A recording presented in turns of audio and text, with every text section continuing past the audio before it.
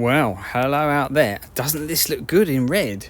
I've had so many white ones, but I think that looks really nice. I mean, they're not that common. I think there's a purple one as well. I've never worked on a purple one.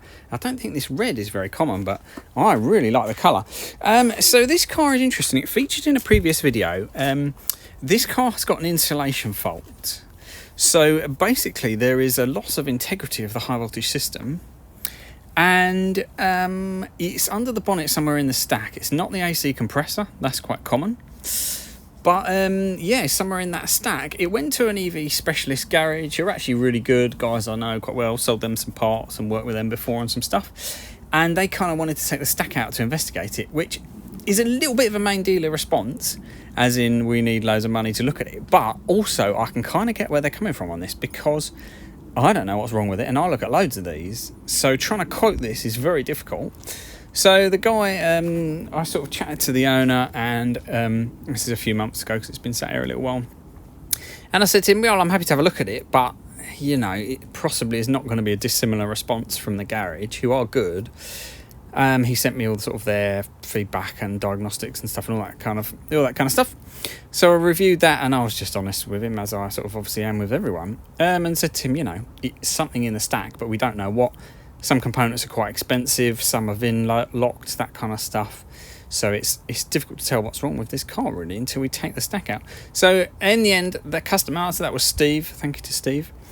In the end, he went to MG and got himself a lovely MG4. They do a long range one of those. I think this might have been the long range one, not sure. But yeah, this in the end I bought off him because yeah, he just got himself a new car. He got fed up with looking at it. It's fair enough, spending money on it. And yeah, he's got himself a nice new one, and I've got this nice red Zoe. Yeah, so I bought this off Steve. He had a battery lease, so it was a bit of a faff to sell, especially broken and all that. So I just took it on, and we had a fight to get the lease transferred, and we finally got that over. So it's done 22,000 miles. It drives, but it won't charge. And yeah, that is because the high voltage system is leaking to the body earth. Now, although that's a fault condition, you're not going to get a shock if you touch the body, because the body is not earthed to the earth. So at home, so my plugs that I've got, if you obviously touch live with one finger, you get a shock, and that's because your feet are on the earth. There is. And the power station and the power, all the lines, the poles and the substations, some of those are connected to earth. So the earth is part of the socket. But on the car, that's not the case. It should be totally sealed. It's not connected to the earth. That earth, and it should be disconnected, sealed from the body earth of the car. So the 12-volt negative should not be connected to the high voltage battery at all, with a little asterisk that there is a little bit of test equipment, so the car will check that connection, and sometimes you get a tiny little connection through that. But other than through kind of test equipment on the car, which is inside the battery, if you're interested, the insulation test module, other than that, it should be isolated, and it's not. So I have removed the cover panel at the bottom of the control box, because if there's moisture in, it ends up there, because it's bottom point. No water or coolant or anything came gushing out, so it just seems like there's a failure of a component. So this will be interesting. So I've got spare stacks that I've stripped bits out of, so and because I own it, it's not really too much of an issue. To be fair, it looks like it's really been looked after. It's in fantastic condition. Obviously it's not done many miles. It's got some reasonably new discs. Obviously this has been sat around for a few months. They've got a little bit of surface rust, but yeah, you've got some pretty good discs really. You can kind of tell in there, you see they've not got a lot of rust on there. So it looks like it's been looked after, decent tyres, all that kind of stuff. Couldn't really say no. To be honest, I don't like to buy too many unless I want them personally, because of tax reasons, basically, because it ends up being a big sort of bit to put through the accounts.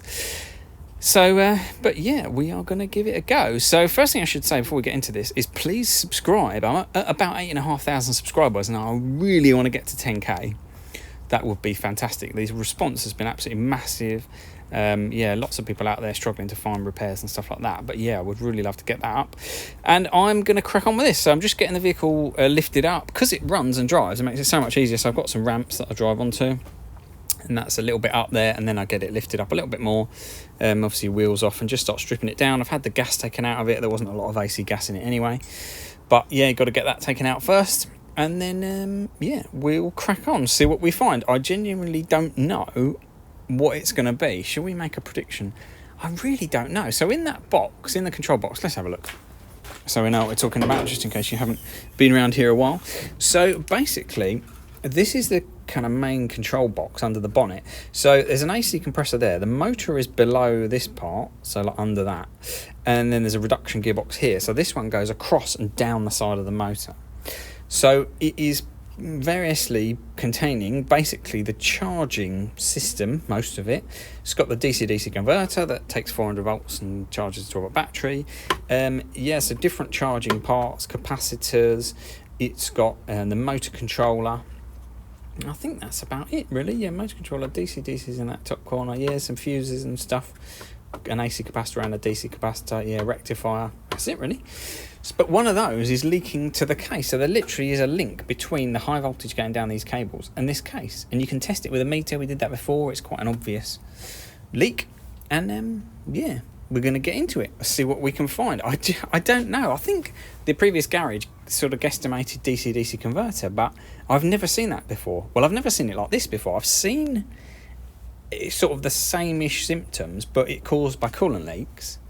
But I guess maybe it's possible that there's a coolant leak and it's just dripped into one component. Guess that's possible. But yeah, normally you'd end up with it coming out the bottom. But, well, I don't know. Let's get it out and find out. Right, I'll crack on and I'll catch you in a moment. Cheers. Okay, so yes, some moderate stripping down has occurred. So that stack is basically ready to come out. There's a rear sort of engine mounting dog bone thing, and that is undone. So that's literally swinging around. It's just resting on that single bolt nut there, and then the 3 here, all 16 mils. So next thing is to get the engine crane and get it out and see what happens. So before I do that, I was just going to verify the figures, basically. It's always a good idea if you're doing a big project, especially if you've looked at it and then you're coming back to it, is just to kind of start from the beginning, just verify what you thought you had, because you don't want to kind of like get this out and then go, oh, hang on, I haven't got that reading. Sometimes it could be due, I mean, here we don't know what it is. So let's say it's due to something that's connected onto the stack. And we then kind of resolve that issue by removing that connection, get it on the floor and get a good reading. Then we'd be like, oh, and then we'd have to start putting it back together. So it's just kind of like waste of time, basically. So yeah, before you do much, just verify what you've got. So because I've got everything disconnected, that's the main connector that goes down the back of the stack and then to the battery, the main power connector, and that's the comms connector from the stack. So I just put my probe inside one of the my red probe inside one of the connections of that cable. So that's high voltage positive and negative from the battery to the motor stack, and that should not be connected, as we were saying earlier. Should be totally isolated from the body and this, like the motor casing and all that. So that's the motor. That should be sort of isolated. So I need to do this with one hand. I wonder if I can wedge this on. One moment, please. Right, I've just wedged that in there because I can do this with one hand. So yeah, we're just going to make sure we get a bad reading, basically. So this is my insulation tester. It's not a normal meter. So I've got my insulation test points there, low and high. That's what you'd normally use. This can do normal multimeter stuff, but these meters cost about 10 times as much as a decent multimeter, so you generally don't use this for everything. And it's nice to do, especially with your test equipment, to do like one tool, one job. So something I was taught by a guy a long time ago, and he's actually fixed appliances actually, but he said, just for speed, if there's things where you can get a tool, that tool does that job, that tool does that job, even if you can take off connectors and readjust it, whatever, it's a lot quicker to have the right tool, but also it's going to be set up in the right mode. If I leave this, that black one in the comm there, try and do an insulation test, I'm going to get a reading, but it's not going to be valid. The batteries on this are going to be flat, it's going to get battered and used, and the leads are going to get broken. And I go through meter leads because I use these daily. I get bad connections on these, usually about here, or up by kind of this bit, depends how careful you put the leads away. But yeah, so this is just my insulation test meter. It can do normal multimeter stuff and voltages and stuff like that, but I don't use it for that. So yeah, we got it on 500 volts. It's always set to 500 volts because that's what I use it on, and this is the tool for insulation testing only. When I turn it on to insulation test, it's set to 500 volts, which is where I want it. Don't have to reset anything. We just press the measure button. It tries to generate 500 volts. which is struggling to do. So that got to 300 to 350. So this is trying to generate 500 volts on these two. It's tiny little milliamps, but what that means is that it's safe. So even though it's technically a high voltage, it won't kill us because there's not enough amps, because amps is what kills you. So you'd get a tingle, but you wouldn't be dead, which is good for safety. But also it means that nothing's going to get hot because there's no vast amount of power going through whatever's failed. But whatever connection can be basically bridged by this meter. So the fault path can be bridged, and then we get our reading. Now we got 0.41 mega ohms. So basically below 1 is bad, well, very bad. It depends on the car a little bit, but in terms of a Zoe and a lot of other EVs, below 1 is bad. Even like 5 is quite poor. 10 is good, basically. So 0.4 is terrible. Just to prove the point, if I take this off, prove that the meter works. This is something, to be honest, actually, if people don't use their meters a lot, if I'm helping garages, stuff like that, and they say, oh, I don't use this meter a lot, you know, blow the dust off it. And let's see if it works. Let's just refresh our memory of how we actually use it, check it set up correctly. So if I do a test now, you'll see this can generate over 500 volts. And then it got 515 mega ohms, which is a perfect result. And similarly, if I put these two together, so good self-test. Are they touching? Yeah, I think they are. Get that out of the way. Now they're not touching. Right. Now if I do this, we'll get 0. And it was able to, I think there was a 6 volts there briefly. But it can't generate a voltage difference between these two leads because they're touching together. So yeah, self-test on the meter. We know that's good. Double check of our diagnostics from before. So we are now confident that there is definitely a fault somewhere inside this stack, because we've tested the lead that's going to this stack and everything else is disconnected. So it's not connected to anything else on the car. That stack is literally physically connected, but it's not electrically connected to anything else. Okay, so all these leads have been disconnected, but that's kind of the low voltage side anyway. So yeah, next step is grab the engine crane and get this out, and then yeah, we can start. It's kind of like divide and conquer basically, because we've got lots of components connected together here, and when we get inside there, inside the PEC, we'll sort of work out what it is, but also discuss what we've got. But the general architecture of this basically is we've got a motor here, okay, we've got a reduction gearbox here, which is slightly hard to see. It's air cooled, so I always like to stick a bag or something in there, because obviously holes into things are devices for sockets to drop into, like magnets. Can you see that? Oh, that was on. There we go. So just about see down there, that's the kind of diff part. So the reduction gearbox is 10-to-1 reduction, then a diff on the back. If you look through, I've taken the drive shafts out, but I want to put a bag in there. But yeah, that green bag is where the drive shaft sticks in, basically, into the diff. So we've got motor and gearbox. Obviously, we've got to control that motor. It's an AC motor design. Then this is what Renault call the PEC, which is the control box. That's the air conditioning compressor. Yeah, so we've got our charger here. That's the charging filter. Not really the onboard charger, but yeah, charging filter. You can see more easily these cables now, especially if I move my tools. This is all isolated. Obviously, if this was live, I wouldn't put my tools on top of it, but it's all locked out and everything. So we've got a power supply going to the air conditioning compressor. This is the power in from the battery that goes into there, and that is the power for an optional high voltage heater. If you're in like Finland or Norway or somewhere, you get an extra high voltage heater, and yeah, it plugs into there basically. In the UK, we don't need a high voltage extra heater. So yeah, and then inside there we've got various things, and we'll get into that in a minute. This is the main output from the DC-DC converter. So that's like your electric alternator, 14 volt supply feeding your fuse boxes. So you're charging the 12 volt battery. But yeah, we need to break this unit, which is 5, 6, 7 components, into individual components. Obviously, when we open it up, it might smell like burning, and then something's all crispy. It would be fairly obvious. But I don't think that's the case, because the car starts and drives and seems quite happy. It's charging the 12 volt battery. It won't charge because it knows it's got the fault, so we can't really diagnose the charging system. Motor controller obviously works because you can drive it. So we know that the motor controller, which is at the bottom, and the DC-DC converter, which is obviously just behind there, because that's where the point is. We know they work, but yeah, don't know really. So we've double checked that's definitely faulty. Let's get the engine crane, get it out, get it on the floor, open this cover panel. Wonderful bit of design here. This is the end cover panel, and because it's recessed, obviously that is You can see the leg there is like about a centimetre there. So obviously this can't come off. I talked to people who have DC-DC faults, which occurred on about 2016 Zoes. It was kind of a bad batch. And yeah, they say, oh, can't I do it with, you know, without taking it out? Can I just take the cover off? Well, the answer's no. And it's about a brick-shaped thing. It'd never get out of that hole. And actually, it's got a lot of buzz bars on top of it as well. So kind of triply no, really. But yeah, let's get it out. This is quite cool, really, because I usually know what's wrong with the car, like motor bearings, and you're just like zoom, zoom, zoom, you know. I know what I'm doing today. I know what I'll be doing tomorrow. But in this, I don't know where this is going to go. So I've got spares. But because I own the car, it doesn't really matter. If I have to order something, I have to wait. It doesn't really matter. It just means the workshop's held up. But that's not a massive issue at the moment. So, yeah, let's get it out, get it on the floor, and see what's occurring. Catch you in a mo. Okay, that is out. So that came out quite easily, but I've done it loads of times in here. So, and actually, it makes a difference that the car is not very old, because this is a 69, I think, isn't it? Yeah, which is a late 19, early 2020. It just...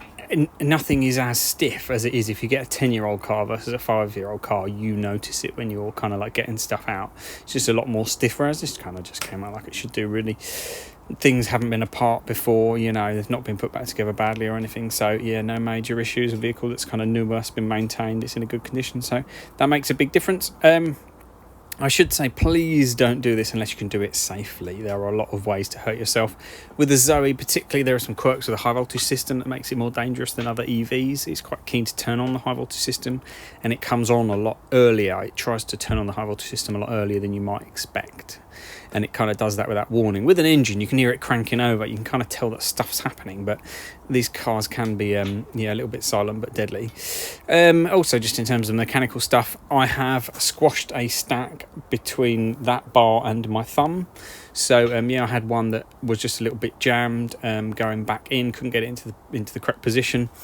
Just tried to wiggle it, and literally it put my, apologies if you're squeamish, warning, but yeah, it squashed my thumb between basically part of that bracket and the edge of this, and it literally, I was wearing my gloves. If I swap hands, I use these gloves, they're actually double lined, but it still took a serious chunk out of my thumb. It actually sort of cut my thumb just with brute force, and if I hadn't been wearing my gloves, that would have been a lot worse. So yeah, there's all kind of ways to hurt yourself, and it's not worth it. Okay, just don't do it. Please don't do it. These videos are not instructional. I'm not telling you how to do this. That's why it's not got all the steps. It's just a look, isn't this interesting kind of thing. Look what can be done kind of thing. So anyway, that's the boring stuff. We got this out. We're going to get this cover panel off and see what's going on, see if there's anything obvious, and if not, we're going to start kind of like breaking it down, take out some buzz bars and do some independent tests with the meter, and we'll see what we got, really. So yeah, I'm going to waz that panel off. We'll be back in a mo. Okay, the side is off. There's, I literally took the side off and turned the camera back on, but so far, I can't really see anything. It smells like they all smell, which, that's a very common controller for later ones. Anyway, talk about that in a minute. It just kind of smells like all the others, really. It smells like electronics that have been in a relatively sealed box. Just have a good close look. We're just looking for anything out of the ordinary, really, before we start to do any tests. Buzz bars here, they all look good. I mean, it's probably going to be a component. So, yeah, if we talk about what we've got here, and then we can talk about checking. I'm just going to move the radiator because it's right in my way. One moment, please. Okay, apologies, I had my back to the radiator, which made it really difficult to get a good angle. So what we've got in here, basically, is... these are the interlocks, so these connect to all the little middles of the connectors. So if we look in, this is the main cable that goes onto the battery. You've got the two big pins and you've got two little ones in the middle. They're the interlock. So those little telltale connectors are connected to these. This is where they all plug in from all the different high voltage connectors. And then they're basically connected to this ECU. And that is so the car can check that all the orange cables are plugged in. So this is kind of like a little connector panel. We've got some high voltage here as well. Obviously this I've verified it's safe and all that shizzle, but it's not very interesting. So then we've got, this is kind of like power supply for a couple of different things. Nothing to see there really. There's an AC capacitor underneath, some buzz bars. Yeah, that all looks good. DC-DC converter. looks okay. I mean, can't see anything wrong with it. So we've got a DC capacitor here. Can't see anything wrong with it. Looks alright, nothing's cracked, burned. This is the charging rectifier, which it doesn't do all the charging, it does some of it. But yeah, that's a charging rectifier, and that's one of the main ECUs for this box as well. So yeah, this is an inductor, part of charging, and connects to the center point of the motor for charging. No cracks. I've seen these with sort of cracks on the top where they've expanded a little bit, always look a bit wavy, so that's not a massive concern. And this is the motor controller. Yeah, you can't, visually there's nothing wrong with it. There's no coolant. If we look down here, sorry, when I go too close it doesn't focus. But yeah, there's nothing damp. Is there any coolant in the back of there? I can't see any. You can probably see better than I can, to be fair. But if there was coolant, it would make its way down, wouldn't it? There's no coolant. There's nothing. There's a whole lot of nothing other than the fact that something has failed. Interesting. So, yeah, these motor controllers, that MM, I've seen that stamped on quite a lot of the later, sort of this year's.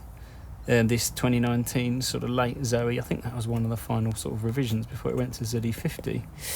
Yeah, interesting. Well, what we need to do is separate these components, because you've effectively got a high voltage bus. So you've got a main cable that comes from the battery with a positive and negative, and then effectively all of the high voltage components are connected to positive and negative. So the air conditioning compressor, I should have talked about that actually. Air conditioning compressors are common for shorting out and causing insulation faults. In the last video, I took the fuses out and basically cut off its supply. So although that's common, obviously we wouldn't be doing this if it was that.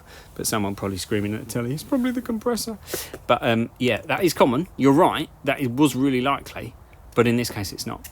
Yeah. So this is interesting. So yeah, all the components are connected to the high voltage system, other than at the moment the compressor's not, because I've taken the fuses out. But yeah, you've got these buzz bars. So the power connects, main power connects on here, and then it's coming down in these buzz bars, and then we're connecting to each place, and then you can see the buzz bars are kind of stacked on each other, so that one goes on top of that one. So we got high voltage for the DC-DC converter. We are module low voltage converter, so that's then 14 volts is coming out of here and going to that red terminal. Yeah, obviously power by these buzz bars going down to the motor controller to power the motor. Sorry, I hope this is focusing. And yeah, this is sort of impact protection. Early ones didn't have this, and I saw a couple that have been crashed where the case actually pushed. So that case actually pushed on the buzz bars, and there was a little like burn mark here.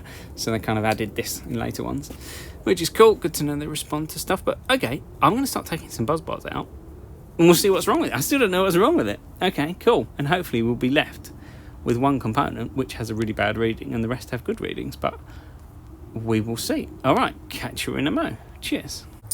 Okay, so I've got my meter and I've just wedged it so it's on the case, and I've taken out these top two buzz bars, those ones I was showing you with the pads on, and basically then what, sorry, that lid keeps getting caught. So what that's going to do is just separate some of these components. So the power is connected to the buzz bars, and that's still pushed on top of the buzz bars that go into the DC-DC converter. So we've still got power there, or I can push my probe onto those as well. And then we've disconnected the rectifier and the motor controller, so we can test all of these separately. So what I'm going to do is just wedge this or clip it on there. There we go, that's gone on nicely, and we can see what we get. Right, so we've got 500 there, so that's one side of the DC-DC converter. Let's just do the other side of the DC-DC converter. Sorry, I hope you can see that. I think this has got a light on it as well. There you go. Oh, hopefully you'll be able to see that. That's good. Right, what should we do next? Let's do the rectifier next. Right, so we've got to get down here. So, yeah, that is not the easiest. Hold on, I'm just going to clip that on. Okay, that's clipped on one side of the rectifier. Oh, the light goes off after a second. Yeah, no, that's good. The other side of the rectifier is connected to the inductor. So, let's see if we can get... Yeah, I'm going to need to clip it on that side. This is really not easy. Actually, if I just hold that with that hand, she can... Oh, it's wedged in there, fine. It's pushed against the side of the cable. Oh, hello. Okay, that's interesting. So that's a fail, but that is actually connected to a couple of things, isn't it? Because that's one side of the charging rectifier, but that output goes to this inductor, and that inductor, the other side, is connected to the motor. So the motor is in like a star configuration with the 3 stator phases around the outside, and then the middle point is connected to that inductor, and that's connected to the negative basically of the charging rectifier, and that is basically how it partly charges. All these documents are out there, the Zoe Chameleon charging system. You can look it up, it's quite fascinating really. But yeah, all the documents are online. So that's actually the rectifier and the motor. Okay, let's do the motor controller, because that's pointing us actually at the rectifier or motor controller, because the motor and motor controller are connected together. Okay, this is quite fascinating, really. I wonder if it's the motor. Having said it's something inside this box. Could be the motor. What do I know? Right. Can we... Yeah, that's wedged on there. Okay, so we're on one side of the motor controller. And that's a complete dead short. Okay. Right, I'll just... It's hard, because if you wedge it in, you don't get a good connection. Obviously, if you get a good reading on the meter, it could be because you're not connected properly. Obviously, if you get a fail, you know, it's definitely connected properly. Oh, yeah, that was basically a dead short. Okay. So this is possibly pointing towards the motor. Okay. Interesting. Right, okay. Right, I have seen similar before. Actually, my wife's ZE40, which was about 6 months older than this car, had an issue, but when I took the cover plate off the bottom, coolant literally came out of it, and I wonder if there's just like a tiny weep of coolant, and that's on the wires that go into the motor. That's probably my best guess at this point. So what we need to do next is we need to slide this stack over, take that cover panel off, take out the bolts that you can just about see there with the black heads. There's some Torx bolts, and then those silver ends are the ends of the wires from the motor. So basically to disconnect the motor from the rest of everything, and then we can test the motor and then the motor controller and rectifier separately, basically. So yeah, let's do that. This is quite cool, really. Wonder if it's just a bit of moisture. Cool. Okay. Right. Catch you in a mo. Okay, so I have disconnected the motor leads. So you can just about see under here, they're all sitting away. Made sure they're not touching. And there's a couple more. It's kind of hard to see, but anyway, let's do more there. And a temperature sensor, and it's all disconnected. So the motor is disconnected from the rectifier and the motor controller. So then we're back on the one side of the rectifier that failed. So the point that failed before and the change we've made now is it's not connected to the motor. Okay, now we get a perfect reading. Yeah, I know where this is pointing. You probably do too. Right, so now we need to get in there. And we just wedge it in there. I would normally press it because to make sure it's connected, but oh, fail. Big fat fail on the motor controller, and that is not connected to the motor. Okay, so the motor controller has failed. Right, let's do the other side of the motor controller. That's a fail. So the motor controller is still failing, and it's not connected to the motor. Right, so what we need to do next is connect to these motor leads. If you look through there, so I'm trying to look where like everything is. Right, sorry, you couldn't quite see that, but I'm clipped onto that one of the phase wires that goes to the motor. Sorry, trying to keep the light off stuff. Oh yeah, so the motor now tests good. The motor controller is a fail.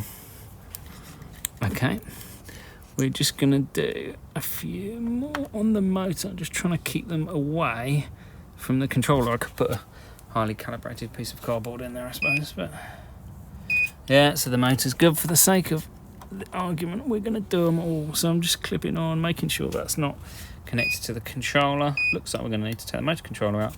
I'm not letting the meter really settle down, so we may get a few sort of like slightly random readings, but I'm just making sure it's not like zero, basically. I'm going to do that for slightly longer because that really wasn't long enough.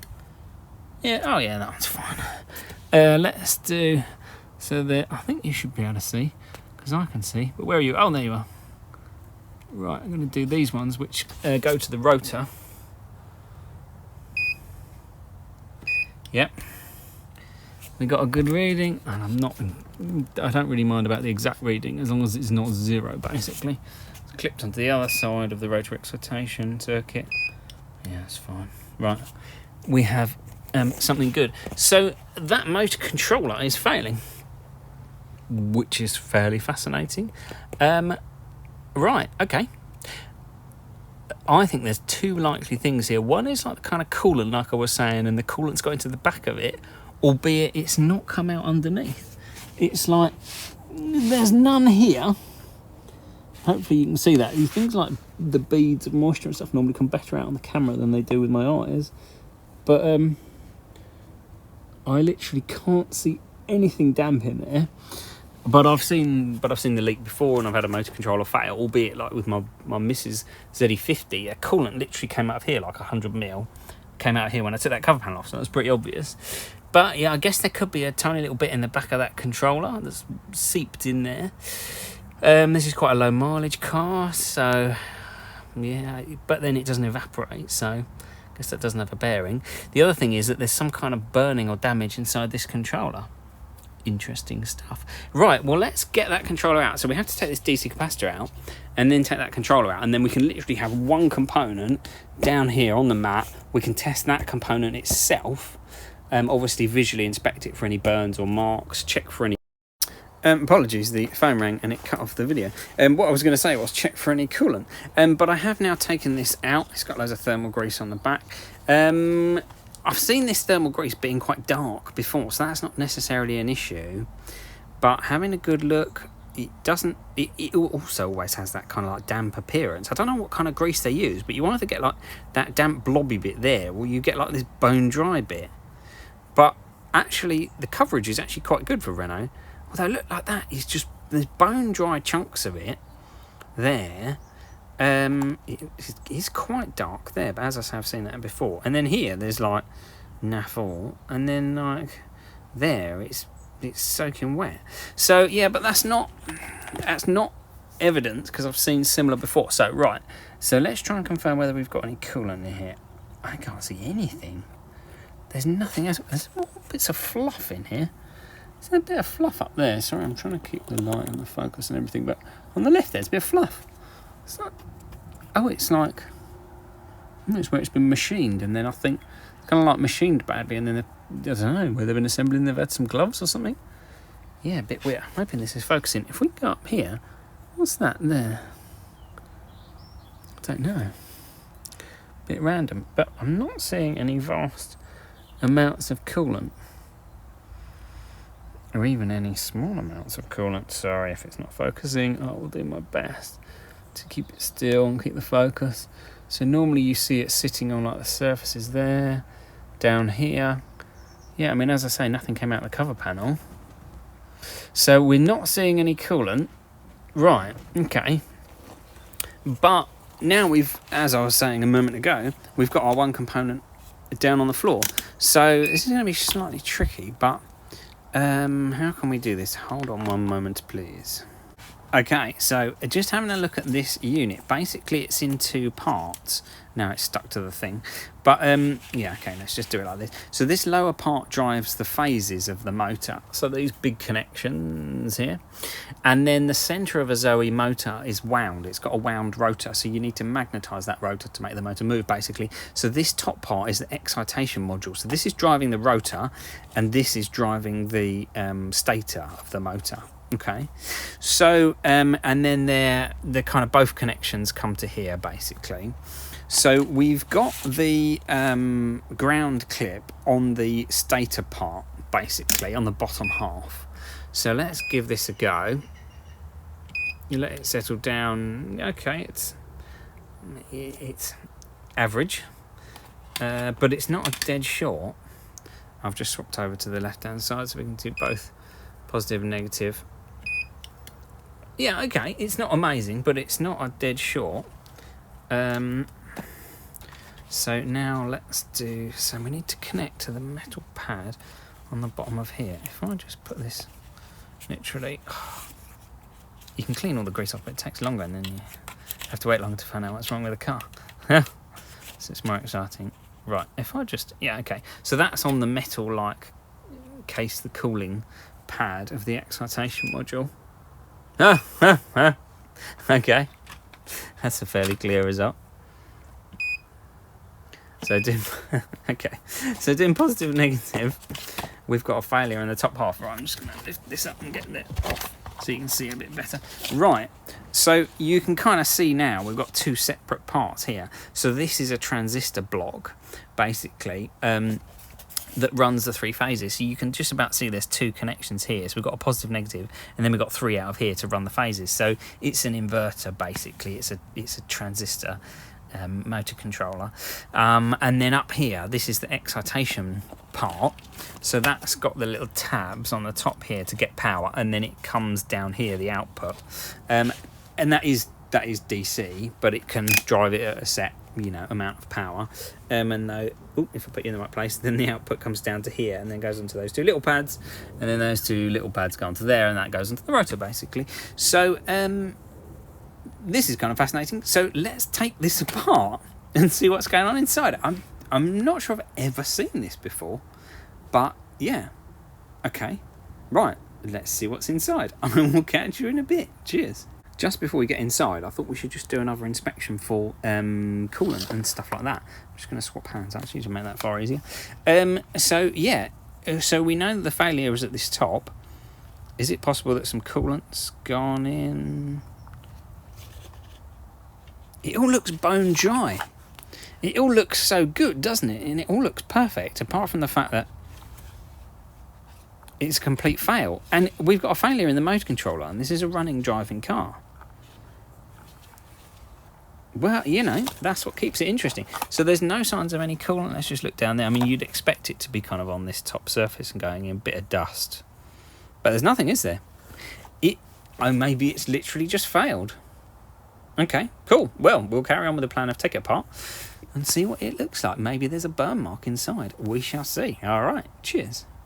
Okay, so I've just grabbed another one out of my store, and I said that was quite common, and we've got an there. It's from the same age, basically. Fortunately, because I work on Zoe's a lot, I've got like these control boxes kind of like lined up, all with different bits stripped out. Because of the issues that some of the early ones had, the sort of 2016, 17, I tend to buy like maybe 18, but like 19, 20 kind of thing of the right generation, so that basically the parts were a lot better by then. So yeah, this one comes with 3 spiders. I'm not sure what the installation resistance value of a spider is, but I suspect you'd probably get vaporized if you met 375 volts. But yeah, just to prove, we're going to do the same test again. So we've got that wedged under there on the metal bottom part. Because we're trying to test the top, we can clip it on that tab bit, which is, oh, hang on, don't press random buttons. Let's reset, and yeah, we got like a perfect value. So we can do that again. Sorry, the light's not too good. Let's go like that. Yeah, so that's pretty cool, really. So what I will also do is just double check the value down here, because it wasn't kind of perfect on that one, was it? So we can just kind of verify the bottom. But then what we need to do, obviously, is strip this apart, see what's going on at the top. That drives the brushes, drives the rotor through the brushes. So we should check the resistance there, make sure we've not got an issue like in the brushes. Like the previous video on the 5am Zoe, see that circuit is driving that output. So a bit like an amplifier and a speaker sort of thing. If you change the speaker, you've got to match the amplifier kind of thing, so you're not drawing too much power or kind of like disrupting the circuit that's driving it, basically. So yeah, we need to double check that's good, and see what's going on in here. So I'm going to do that. All right, cheers.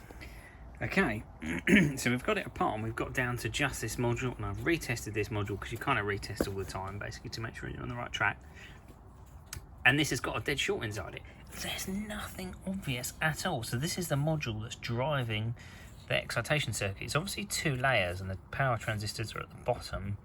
So I think we need to try and get this top part off. I've never tried to take one apart this much.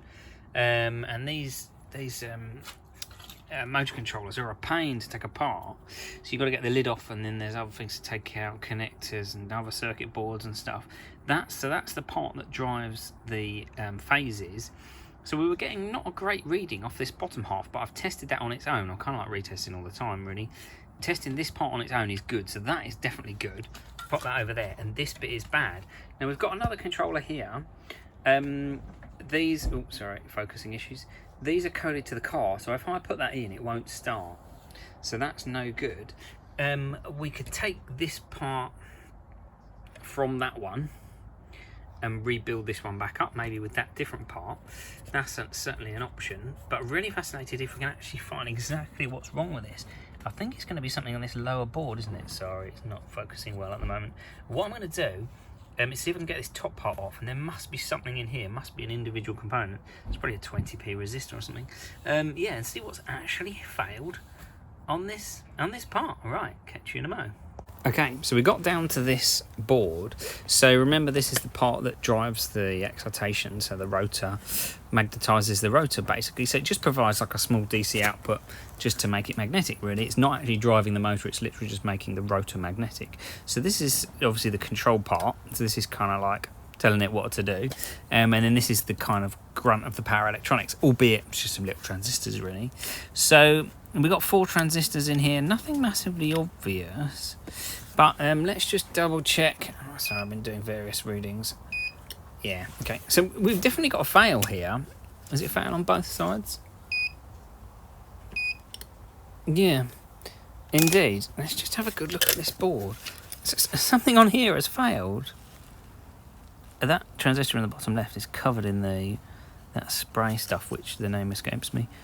Actually, if you look at that one top left, there's a bit of discoloration on there, isn't there? Where that, oh, there's like a V and an A. Where that A is, you can't really see it. But if I go like that, see that discoloration? Does that rub off? No. So that's potentially got hot. Nothing obvious on there. Yeah, the transistors are covered by the thermal grease. That's interesting. What should we do? We should put 1,000 volts through it just to see if anything interesting happens. We can do that. Maybe something will cook. That's the other thing you can do, actually, is just put high power through it, because there should not be these should be isolated, but they're not. That meter obviously is only producing milliamps, but we can up the voltage just to see if anything exciting happens. Hopefully we've got a decent connection there. We know it's going to fail, but bump the camera. Yeah, it can't. It doesn't matter what. It doesn't matter what voltage you set it to. It can't.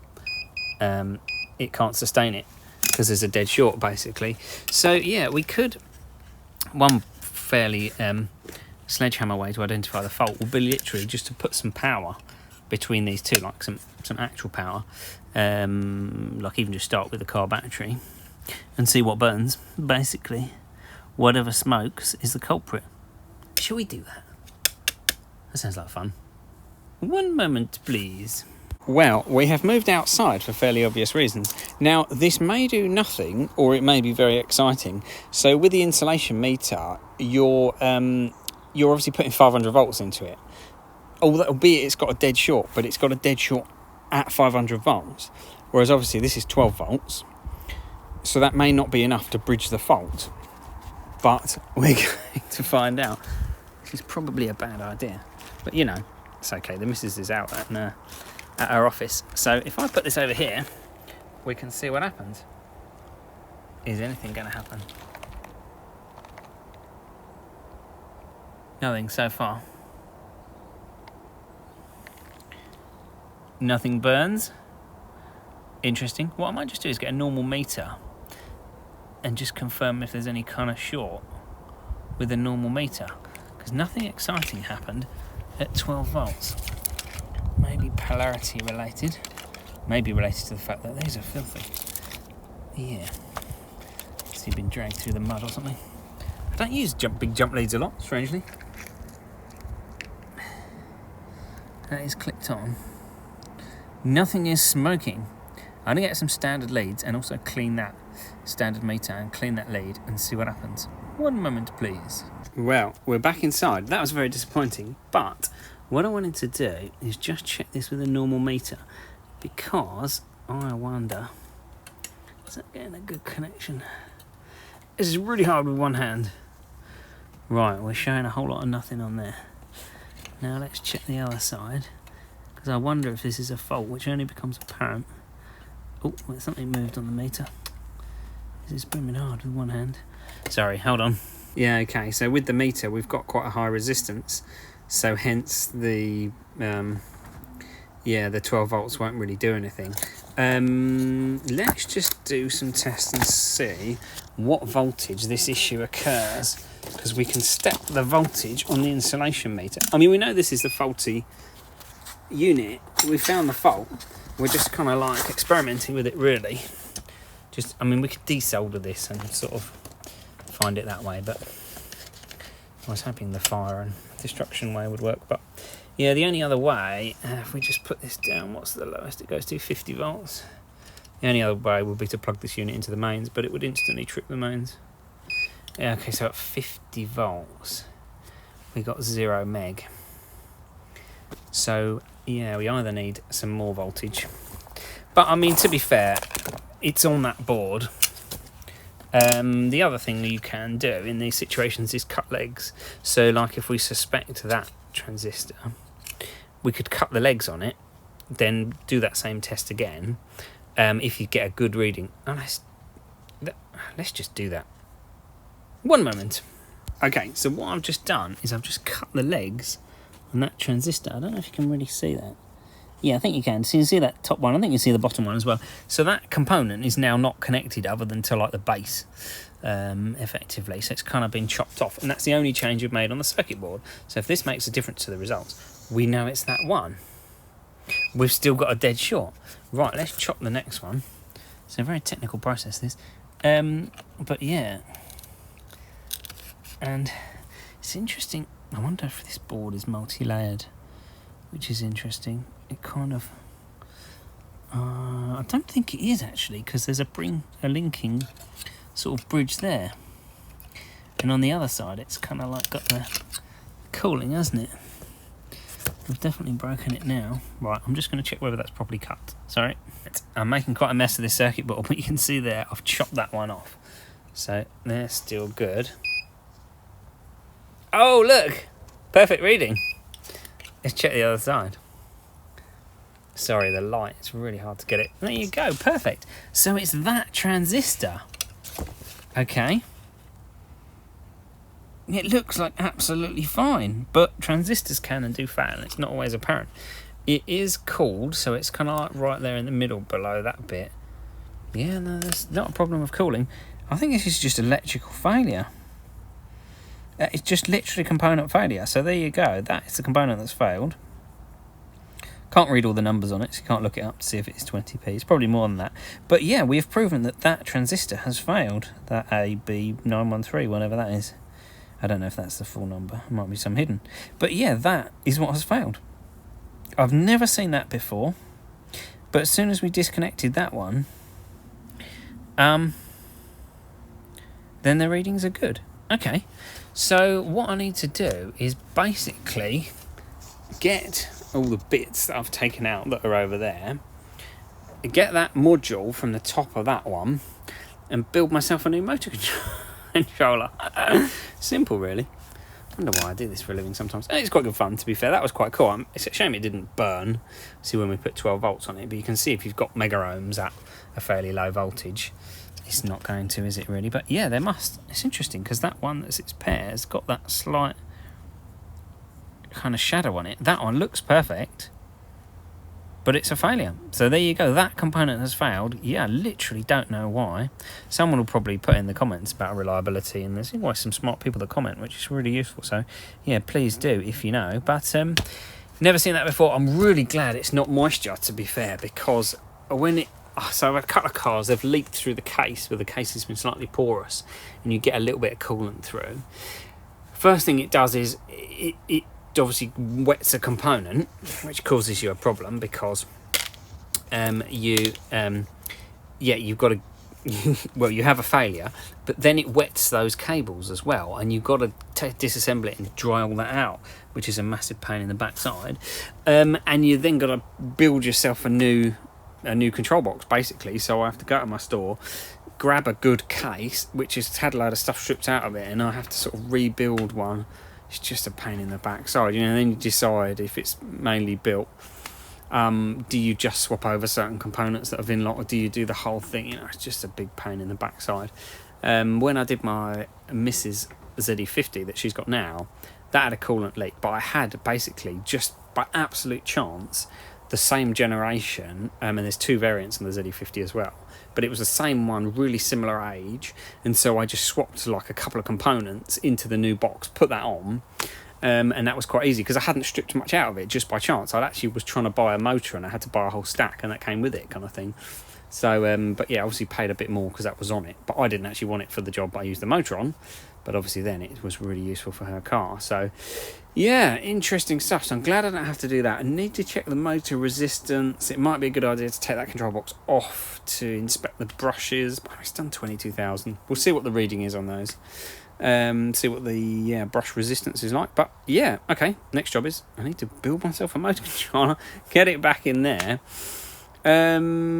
yeah, and get it back in the car. Slightly bizarre, but I guess these things happen. Electrical components fail. I mean, unless those have got sort of, well, yeah, unless they're out of spec and it could have damaged this.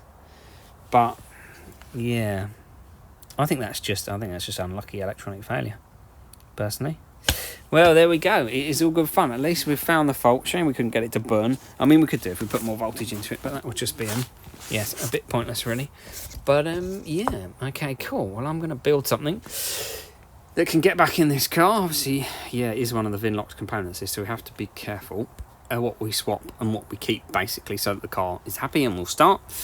So yeah, that is a consideration. But yeah, quite interesting, really. Yeah, definitely glad it's not coolant.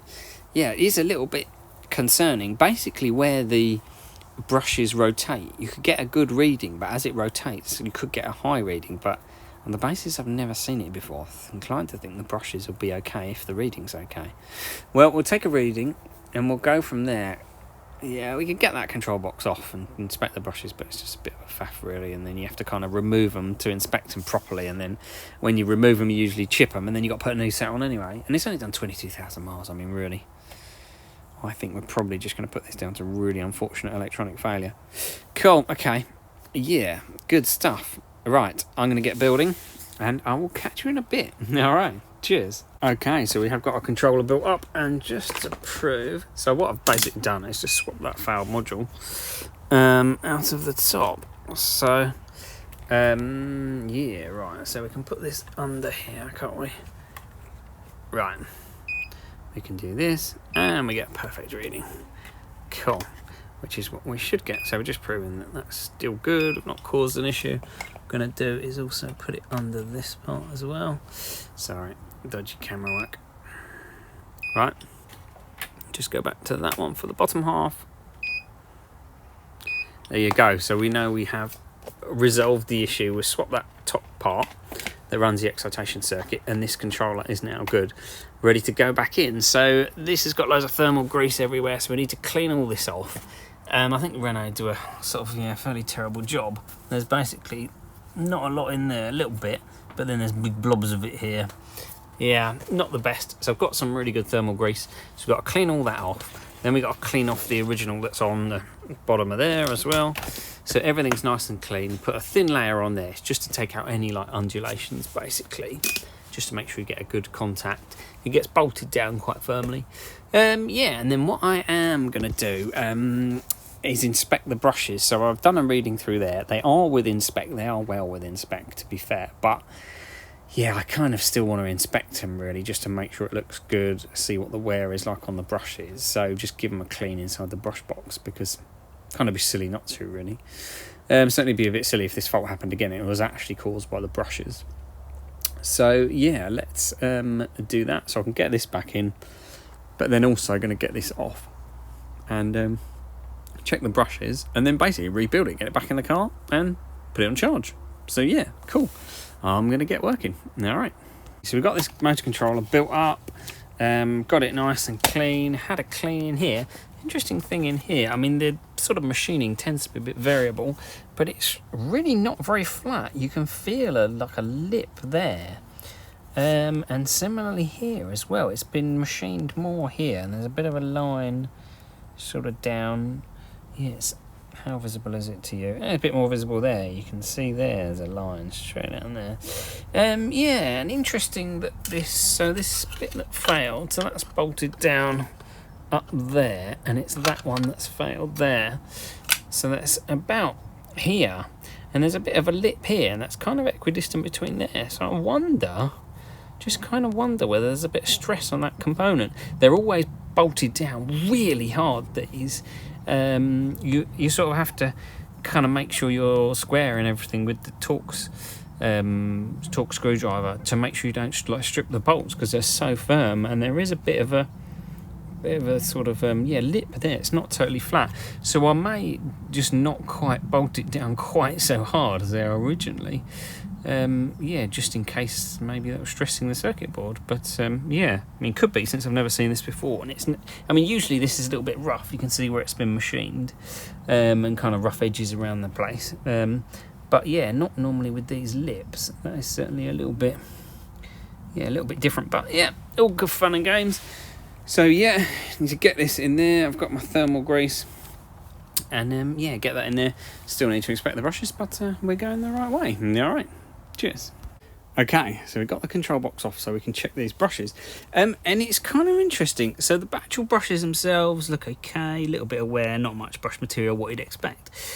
But this is a little bit concerning. So it's a bit white. That was crusty here as well, but I've rubbed it with my finger. That is a little bit concerning. It looks...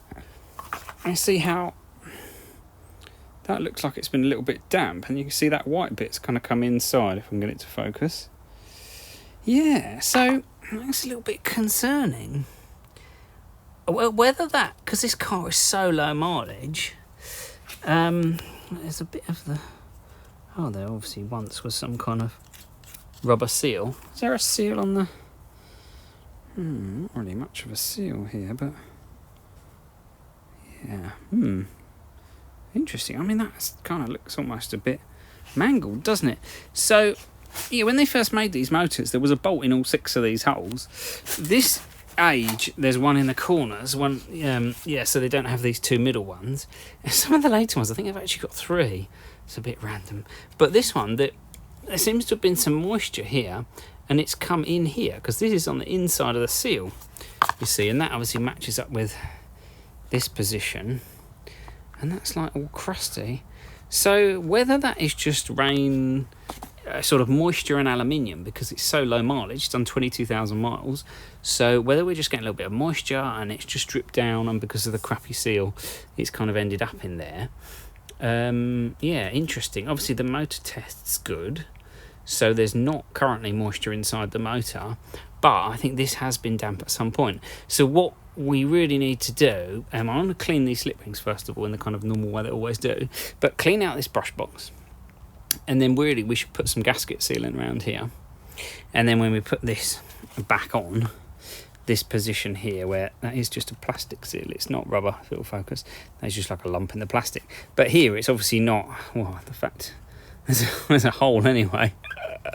Such a great design, because they didn't redesign the cover, so the seal line is interrupted, isn't it, by the fact there's no bolt there. Gosh, it's just genius, isn't it? Anyway, so there's a seal, but then there's not a seal because it's got a break in it.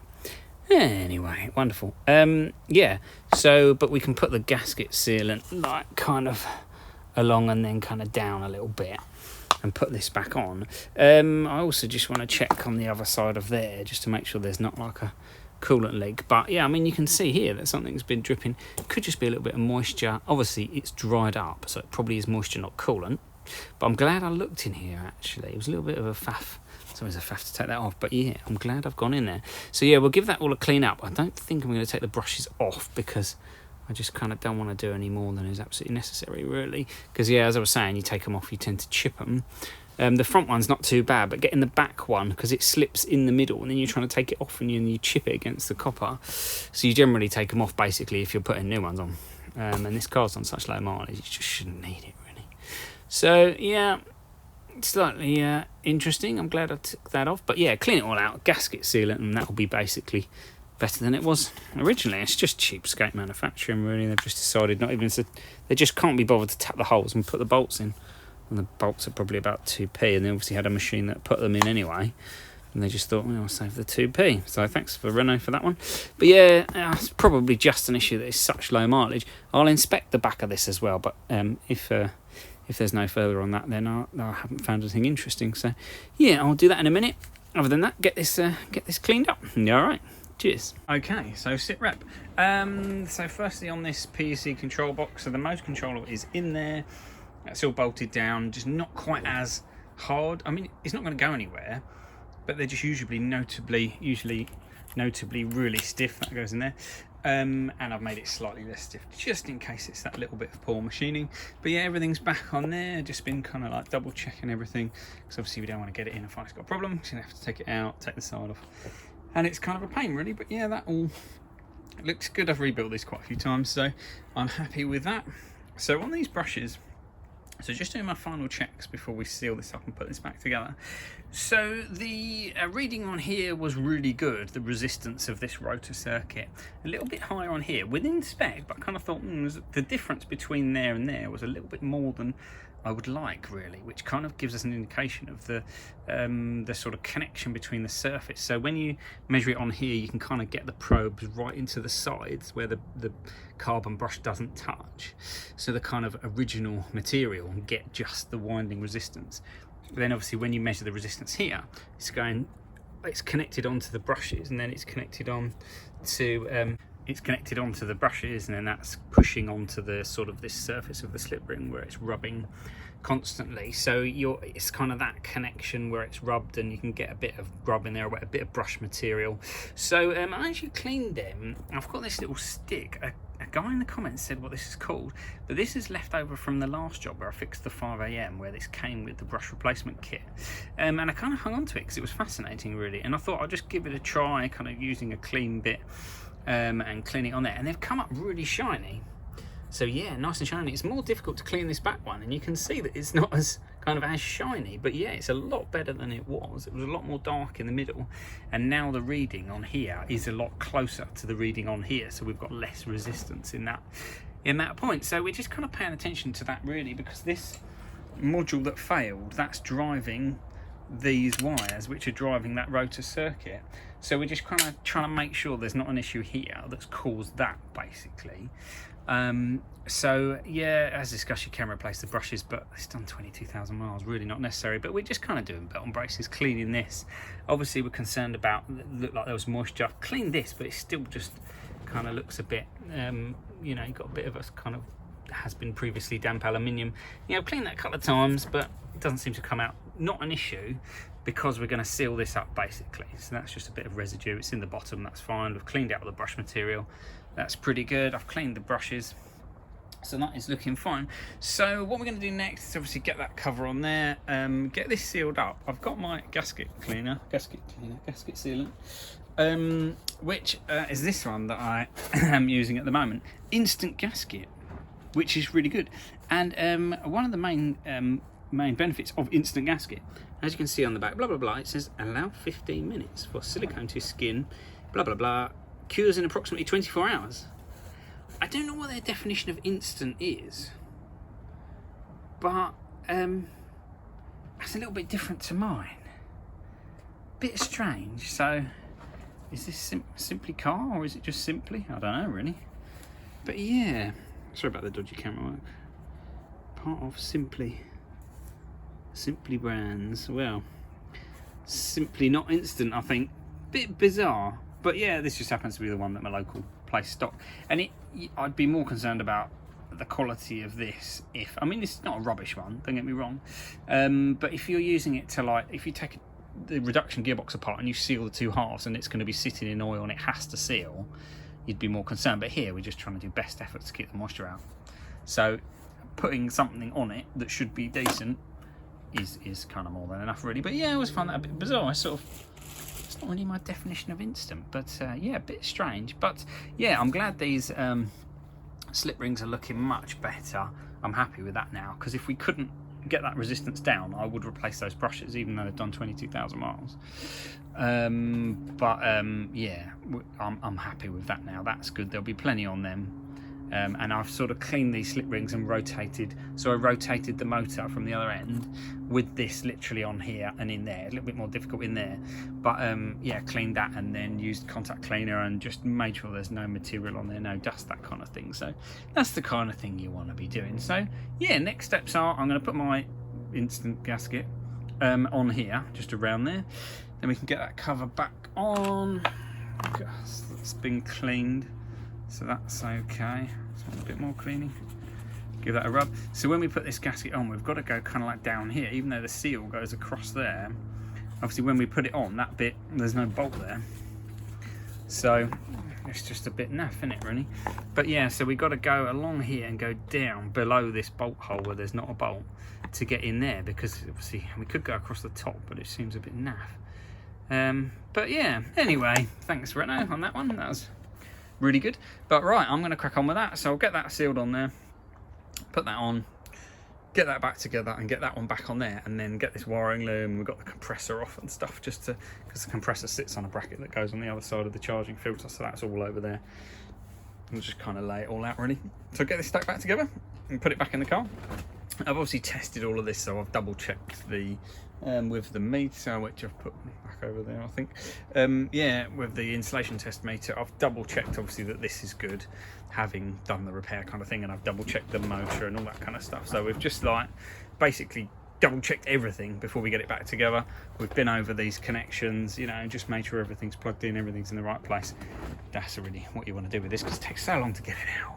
It's a pain. One other thing actually that I did originally is I took out the high voltage supply fuses for the air conditioning compressor, because the compressor is a common, as we said, common to sort of cause insulation faults. So yeah, I took them out, so I need to put them back in, and it's a lot easier to do that when the stack's not in the car, basically. It's a little bit not impossible, but yeah, just a little bit more difficult. So we'll do that all, and it has all these million washers and bolts and things. Yeah, they've got two nuts, I meant to say. So there's like a bolt thread, and then you put this on, and then there's a big washer, a little washer. Yeah, they really don't want them coming out. There's a big, large washer, and then a split anti-vibration washer, and then the nut times 4. So yeah, I mean, yeah, that's great, brilliant. You've like gone to town on that. But what about this? You know, it's very strange. I find some of this very strange. But yeah, any thoughts, let me know if anyone knows more about kind of like why some of this has been, especially that cut down. I mean, 2 bolt holes and 2 bolts, come on. Just machine it, and just, especially when it's something that critical, it's on the motor, you know, really. I think that's a bit poor, but cheapskate. But anyway, I'm going to steel it up. It's going to be better than it was when it came out of the factory, so can't say fairer than that. Right, I'm going to crack on, and I'll catch you in a bit. Cheers. Okay, so check this out.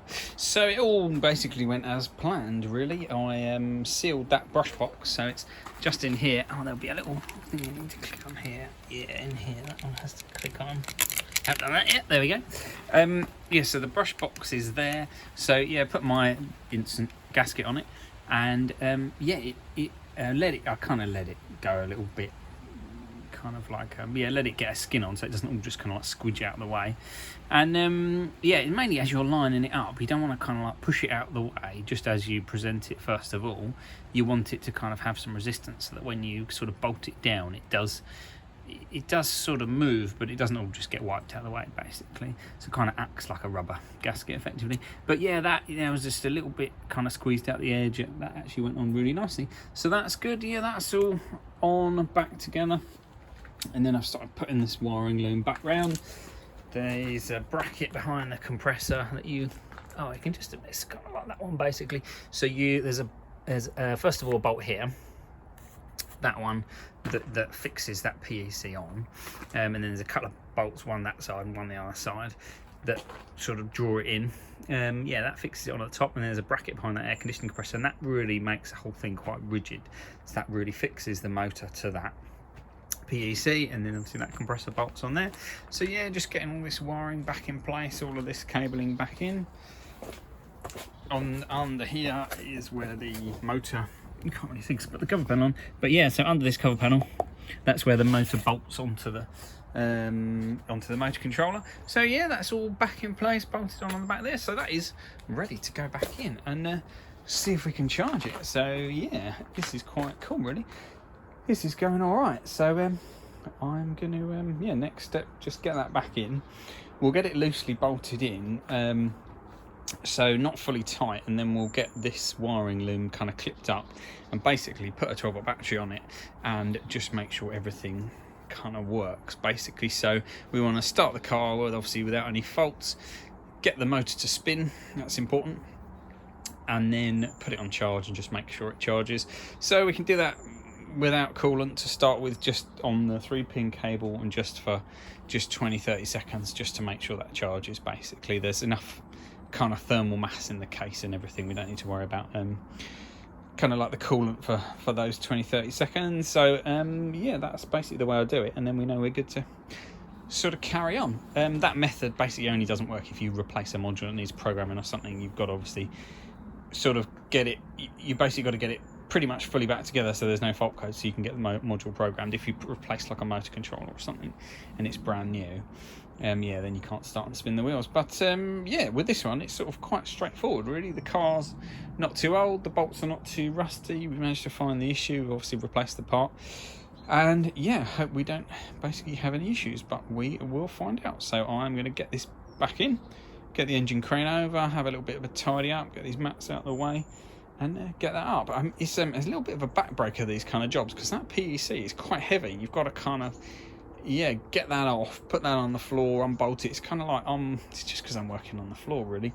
What if I had a concrete floor workshop? I would have to do these, I would have like a kind of platform lift, or I might have a vehicle lift, but yeah, just to have at least like a hydraulic lift, so I could put it under there and then unbolt it and then lower it down, slide the whole thing forward, and then I could pump it back up again basically, so that I'd be working more in front of me, whereas I'm working sort of down here.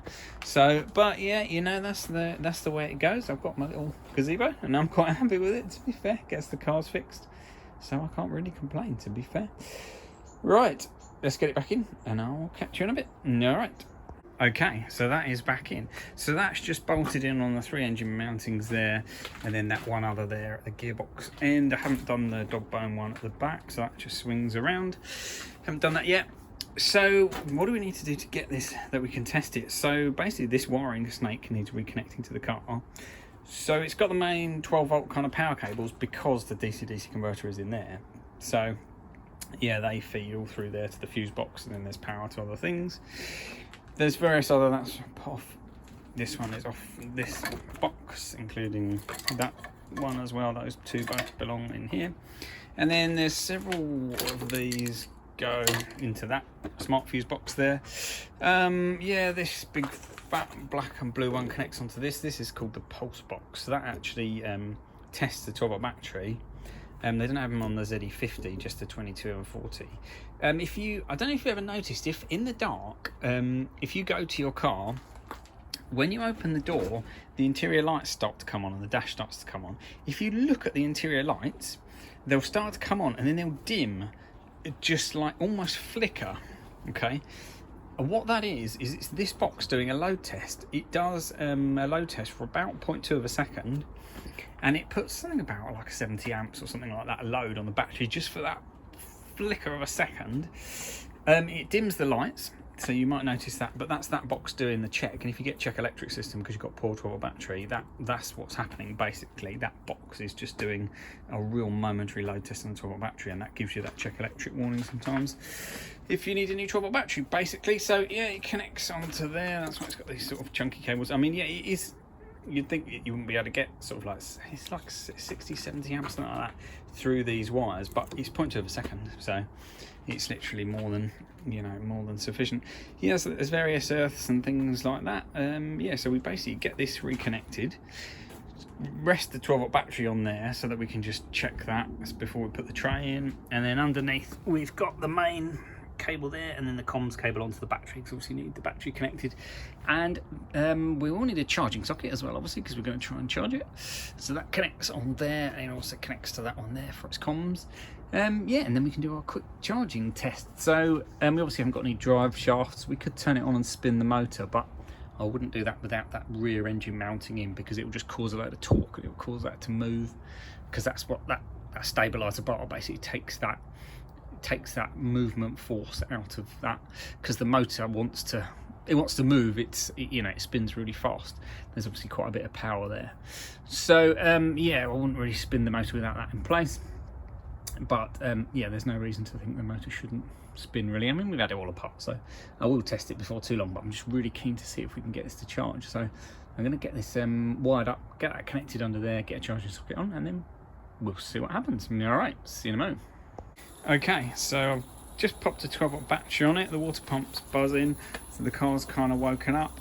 So as well as sort of what I mentioned before, there's earth straps, one there and one over there. There's also the gear selector there, because I popped it out of park so that I could spin the motor and clean the slip rings and stuff like that. So that's all got to kind of be realigned basically, so it all agrees. And with that on, and also high voltage lockout as well. So I've got a charging socket, that's over there. Yes, so let's just check the dash. Full faults, no, nothing there. We just make sure it starts, because that's kind of like testing everything. Obviously we've had the motor controller apart, swapped a bit out of it. Yeah, ready mode, it's low, and that's flashing. So low battery, that's fine, that's what we expect. We can press that. Not sure it makes any difference, because the charge port, the bumper's not there. The charge port's there but not the bumper. A bit damp inside, but yeah, that's probably to be expected, to be fair. Right, let's just plug it in. Don't think there's anything else we need to do. It's got my granny lead. It's actually got, I've charged a car previously on this, so that total isn't correct. But yeah, what we're looking for is this amps and kilowatts, basically. That's the current usage. But yeah, it was used on previous car, and I just left there. Oh, that's come down. There we go.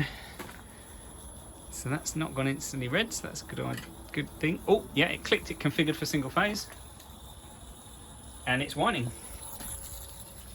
So drawing 9.3 amps, 2 kilowatts. Yeah, cool. Sometimes charge a little bit higher, about 9.8, 9.9 amps, but yep, it's doing what it should do. Let's have a quick look at the dash. Don't want to leave it too long, but yeah, I mean, it's charging. So that will do me. I'm going to stop that because, yeah, because there's no coolant in it, basically. Our water pump stopped as well. Fantastic. Okay, so now it charges. That is cool. So it starts, charges. We haven't spun the motor. We need to do that soon. But I'm at least going to put that rear engine mount on, just because it literally swings and bangs around otherwise, because there's nothing to stop the torque of that motor causing the stack to swing.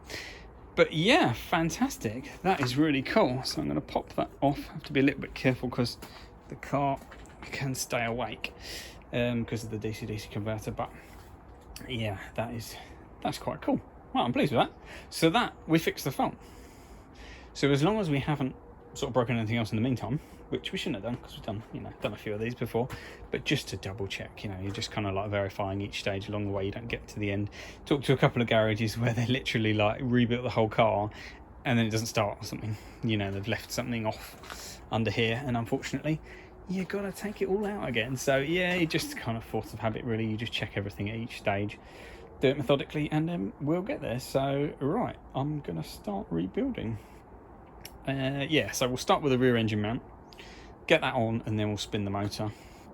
Just sort of put it in drive and spin it. The traction control goes a bit mad because the wheels aren't spinning, the motor is, but the wheels are not.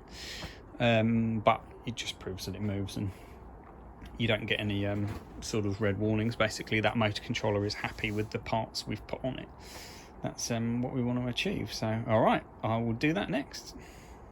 Okay, so we got the radiator on, got some coolant in it, so we can run it for a bit longer. And also that rear engine mount is now on, so because I really want to get some more charge into this.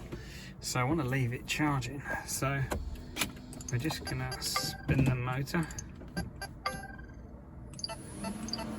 Yeah, it's spinning. Now I've got to put it in neutral and let it spin down because I've got no drive shafts. Sorry for all the beeping. Hang on, that's because I've got my door open because I was listening to it. So, oh yes, and it's low as well. Still beeping. Still hear it spinning.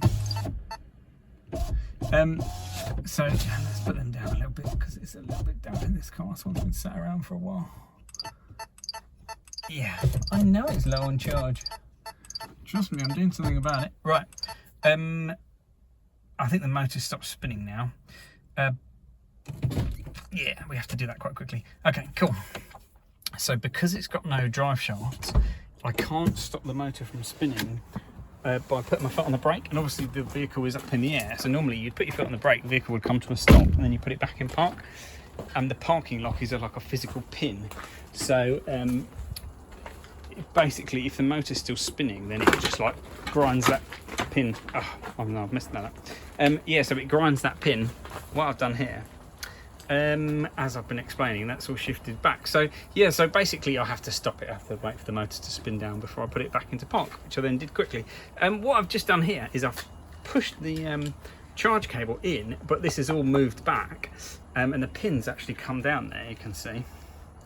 So if I press unlock on here, unlock charge point, that pin goes up again. So sometimes that happens, people say, oh, there's a pin down, can't put it in. It's just because you put it in slowly and it's quite keen with that pin. You have to kind of really shove it in like you mean it with the Zoe. So that is all good. Now we can charge this for a while. Water pump's running, that's sort of bubbling a bit, coolant's gone down. Yeah, it's whining. And I have also turned this off and turned it back on again. So that, yeah, so that we started with 0. So I know how much it's taken. It's quite gurgly, but that's not surprising. I made a bit of a mess when I bled it out as well, because I took the bleeds, one of the bleed screws off, and I couldn't get it back on again.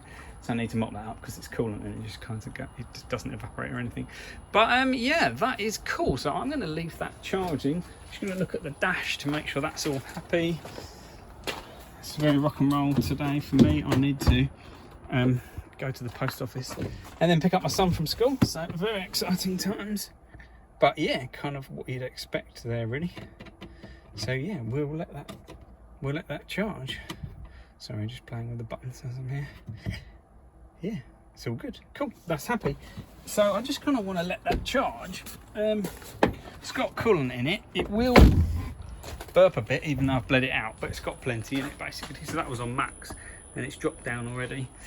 So, but that is absolutely fine. There's no gear oil in it. There's no drive shaft, but that is fine to leave basically. So I'm just going to let that charge. Yeah, not for ages and ages and ages, because it is on an extension lead, albeit I built that extension lead. I made that specifically for EV charging, and I've kind of do the 3-pin quite a lot. I could pull that, that probably will reach the socket, but for the minute it's curled up. But it's my workshop, so yeah, feel free to moan in the comments, but I don't care. So it's all good. I fixed the car, so I am happy with that. I'm going to leave that charging. We'll check on it later, but yeah, it's actually quite good because it'll get the coolant circulating, so that'll all bubble out, so it's kind of bleeding, burping the last bit of coolant out, and getting some charge into it basically. So we're giving it a good test when we've put the minimum on. So if we have any problems, obviously we strip it back out again. The motor controller still is happy. We've spun the motor, so we haven't caused any problems with the motor controller as far as we can work out so far, and we've got it to charge, and we're just going to let it do its thing. There's no rush, and let it burp its coolant and get some charge into it, and we'll check on it later. So yeah, cool. All right, catch you later. Well, check this out. It is at 56%. So it charged absolutely fine on the 3-pin, what they call the granny lead. I did stop it for a couple of hours late evening, basically just to let everything cool down, just in case, mainly my plug socket, just to make sure that wouldn't cause an issue, because obviously this car's got quite a big battery. But yeah, really wanted to charge it on the granny cable because this battery was really low. It's been low for a little while, and I just wanted to kind of treat it gently and just bring it up slowly. But yeah, I am happy with that. It's burped quite a bit of coolant, so we can see that has really gone down, which is to be expected. But yeah, basically now I'm just going to crack on and get this back together, and then we can test it. I'm currently renewing my motor trade insurance, so it's a bit of a pain to sort of add vehicles on at the moment, but I need to yeah, I need to get this done anyway and get it out of the workshop. I can give it a quick drive up and down my lane, and then basically it will just have to wait for its MOT because it needs an MOT. So yeah, but that is that's quite cool. So we can give it a little test, get it back together, and then we'll go from there. All right, cool. Okay, so a bit more back together. So one of the main things is there was a kind of wiring snake hanging up on there. That's what that bungee cord's for. And yeah, it kind of wiggles back over here. So it's this one that feeds all the way through behind the charging port, and it goes down here and along, and then it goes down here, and then it's got the headlight connectors and these connectors on it as well. So yeah, that's the one I've just done. Obviously rebuilding the front as well, torqued up the subframe. Got to get the torque settings right, obviously, and yeah, put the fan housing back on. So just kind of got all that back together. 12-volt battery kind of fully down because it was just temporarily on before. So yeah, I've covered these rebuilds, to be honest, in the past in more detail. So kind of see previous videos if you're more interested, really. But yeah, so what's left to do? I haven't put the drive shafts in yet. Obviously, we need to get some gear oil in it, because you do that after the drive shafts. There's obviously bumper, scuttle panel. Yeah, I think that's it. Oh, that's the air, so kind of air dam deflector that goes there and just channels the air into the radiator. It's worth saying, actually, have a little check here. This one's not too bad for sort of debris, because before you put this on, you can pop this plastic cover off, this bit and this bit, and you can just like brush all that out. It's really thin aluminium, so you've got to do it carefully, but because the car's relying on that heat pump, getting lots of air through here is quite important. So your heater's going to work better, basically, if that's nice and clear. This cable I always find a bit weird. It actually clips onto the bumper and then back onto here, but what I do basically just put a twist in it, because there's no reason it can't just go back down there, or you can kind of loop it, you know, like the wrong way, so it just kind of wiggles around like a pig's tail. But yeah, one of those, just, I mean, yeah, no, that's perfectly sufficient. That's what I do. Yeah, I guess we're nearly there, really, aren't we? We just need to get this back together, and yeah, we are getting there. So I will catch you in a bit. Cheers. Okay, we're getting there now. So we've got both drive shafts in. Obviously, a fair bit more rebuilt on the front. Scuttle panels all in. Yeah, we're getting there. We had one loose bump stop. I've just put that inside. It's really common. This literally like a rubber bit, and then these just are fixed on there. You can see there. So they hold the bonnet, but obviously designed in the event of a crash just to break and fall in, basically, and just, if the alignment of the bonnet is a little bit down, it just pushes and then it pops one off. So you can buy these from Renault though. The last one I bought was about 12 quid, I think. So no major issue, just put it inside so it doesn't get lost inside the car. So yeah, obviously got the bumper to do. Under trays, wheels, I've got to torque up the drive shafts, and I think that's it. Yeah, then just give it a quick drive down the lane and see if it's all good. So yeah, I'm quite keen. I tend to sort of take my time with these. It always feels like it takes ages, but I prefer to take my time than rush them, to be fair. But yeah, I do need to get this one done, because I've got another Zoe to get in the workshop, so I'm going to get it done. All right, cheers. Well, there we are. It is back together. I've just taken it for a little drive just down my lane, and it's all good. Yeah, man, I really like this car. Look at the colour. Isn't that nice? I think that's really nice. So yeah, it drove absolutely fine. I mean, obviously it drove before. It's really low mileage, so I didn't really kind of expect any issues, but yeah, just to make sure it's all good, basically. And yeah, I'm happy with that. So yeah, obviously need to keep charging it and make sure it's all good. Just make sure kind of the same thing doesn't happen again, basically. But yeah, I've got it about half charged. I need to book an MOT, and yeah, that'll be the next thing. And then I'll just basically drive this around and yeah, make sure it's all good. Just use it, really, and then we'll know. And then yeah, then sell it, I guess. Cool. So I am happy with that one. So what I would say is, if you're interested in more kind of in-depth sort of technical stuff, then have a look at the membership, because we have some quite interesting discussions, especially if you've got kind of an issue you're looking at. That's yeah, kind of the way to get help, really. And yeah, I hope you enjoyed that. Please do subscribe if you're not subscribed already, because yeah, I really want to get those subscribers to 10,000. Yeah, so I need to do the pre-MOT checks on this car, get an MOT booked, and that is that one done. Another one bites the dust. The gazebo strikes again. Yeah, man. Right, cool. Hope you enjoyed that. Any comments, drop them below, and I will catch you later. Cheers.